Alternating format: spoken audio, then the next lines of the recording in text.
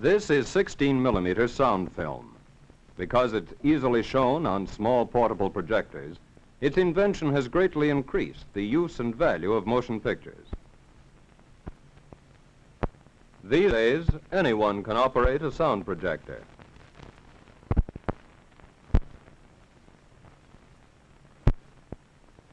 The film is a celluloid strip, perforated along one edge. A gelatin coating on one side contains the images of pictures and recorded sound. On black and white film, these images are formed of silver, and on color film, they're formed by dyes. Celluloid, unfortunately, is not the world's strongest material. Therefore, motion picture film must be handled with care to protect it from damage. You see what I mean? Let's take another example. Care must be taken to protect film in transit. Here's a strong fiber box, but see what's inside.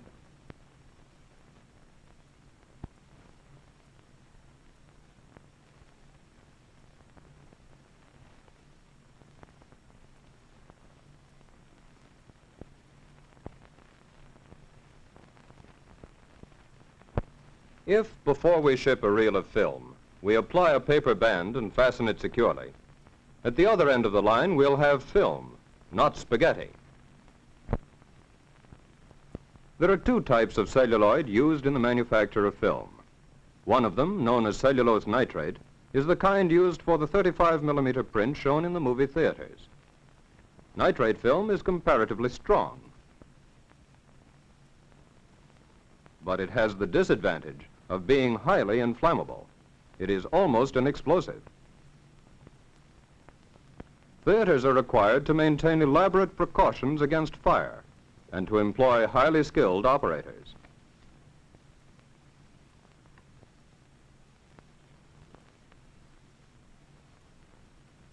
This is just one of many reasons why it would not be safe to use nitrate film in a portable projector.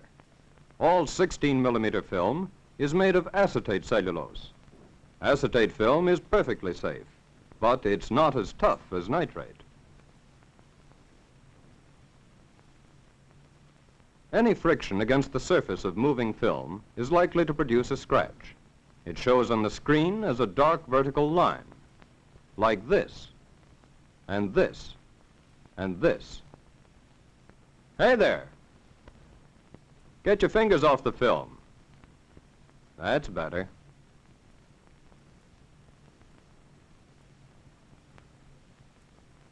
The manufacturers of 16 millimeter projectors carefully design their machines to keep film wear and strain at a minimum. But in running through a projector, the film necessarily touches and rubs against parts of the machine. Here at the gate, for example, the film is pressed between two pieces of metal, the aperture plate and the pressure plate. But see how these plates are made. A wide path has been hollowed out for the pictures to go through, and another has been made for the soundtrack. The important areas of the film are not touched at all. Other parts of the machine, the guide rollers, sprockets, and the sound drum, turn with the film, and so there is no friction. In spite of the manufacturer's care, scratches sometimes occur in the machine. Careless threading is one cause. Here, for example, the operator is allowing the film to scrape the bottom of the lamp house. See those guide rollers? That's what they're for.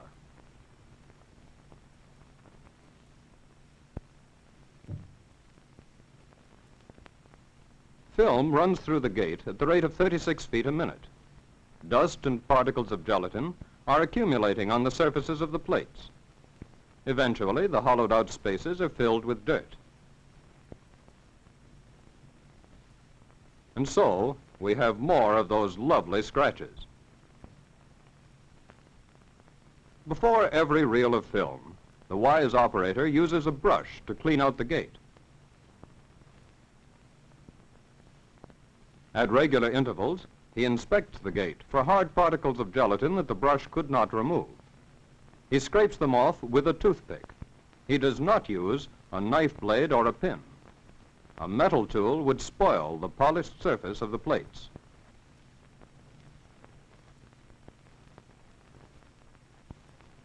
The operator also cleans the sprockets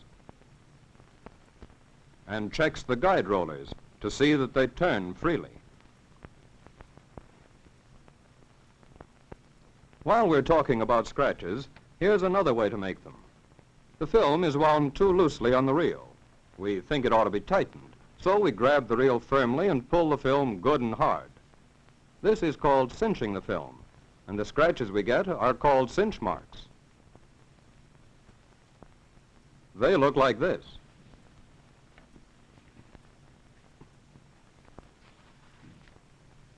It's better to leave the film loose than to tighten it by cinching.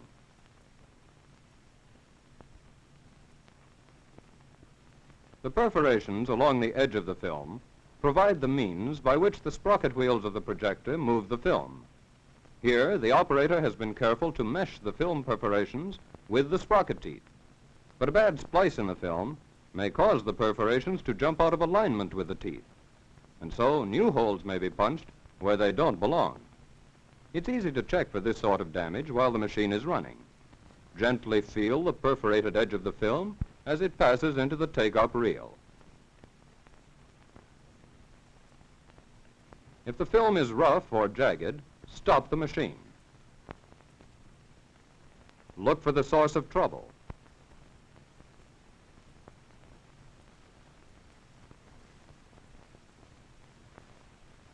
The sprockets carry the film with a smooth, continuous motion.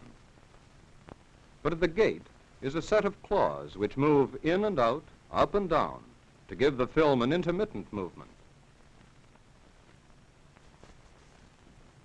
Film is threaded so as to leave small loops above and below the gate.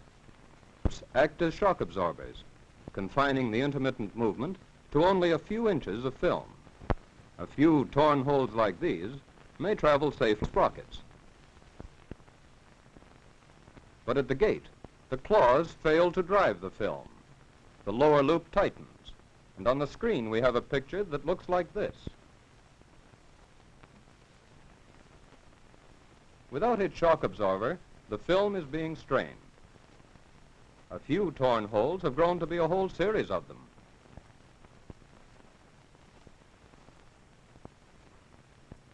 It's sometimes possible to reform a loop while the machine is running. However, it's better to stop the machine immediately. There will be less damage, and the operator has a chance to check all of the threading.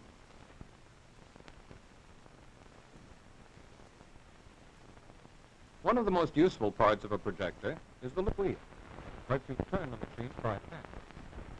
The trick is to run through the lever of each film before the film is run.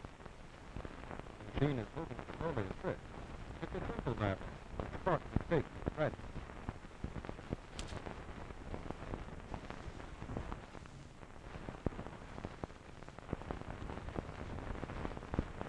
When a film breaks in two, it can, of course, be repaired.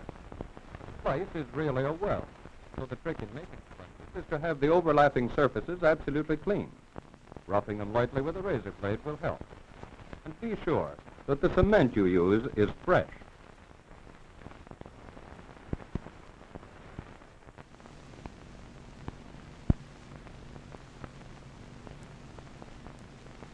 The projector is clean and well adjusted. The film is carefully threaded. With proper care, a 16mm film will give hundreds of good showings.